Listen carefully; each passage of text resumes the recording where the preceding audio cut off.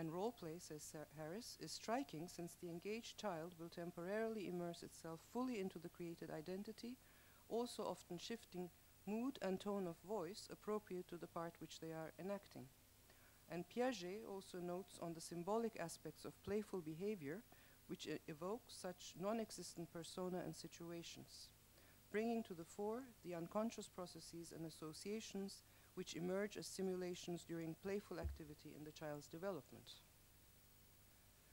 Sutton Smith notes on situations where imaginary play can be re-evoked in grown-up life as well, focusing on practices which have their basis in the psychology of the player. He particularly draws upon literary examples which involve one individual's multiple selves manifesting as different literary styles or viewpoints, as pseudonyms or heteronyms. It is here, in this correlation between Sutton Smith's explorations of multiple identities for creative activity, that alt avatars begin to acquire huge significance for the purposes of this project. Just like child's play involving multiple dolls, the alt avatars of a single individual will come in many shapes. While some will have distinct human character traits of either sex, as well as unique idiosyncrasies, which are then underscored through apropos human appearances and behavior, others may display non-human attributes such as animals, plants, or mechanical devices.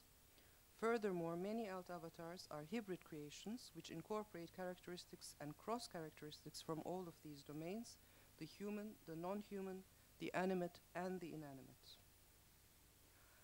Since a sizable amount of playful activity in the metaverse centers upon spontaneously playful creative pursuits, these multiple identities are often employed as the distributed actors of such undertakings.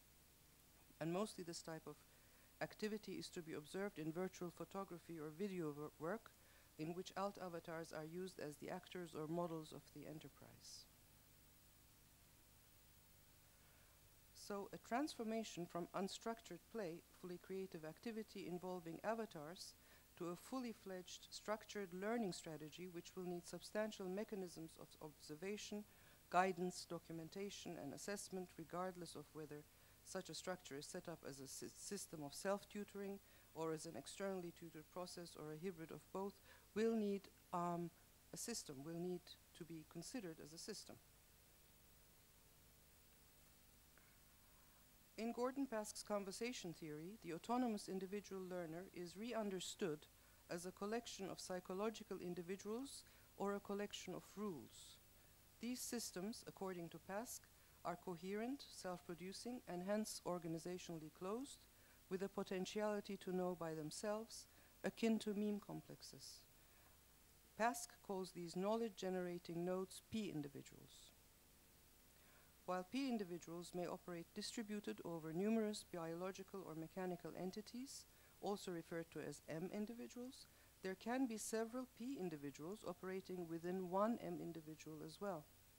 Thus, Pask asserts that what we are mainly helping to educate or self-construct is not simply one person, but rather a wide variety of interwoven competitive P-individuals, some of whom may execute in distributed fashion across many bodies and machines.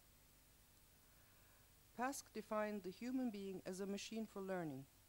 His investigations into the machinery of human learning were directed into the development of teaching machines, seeking computational means of offering learning content to students.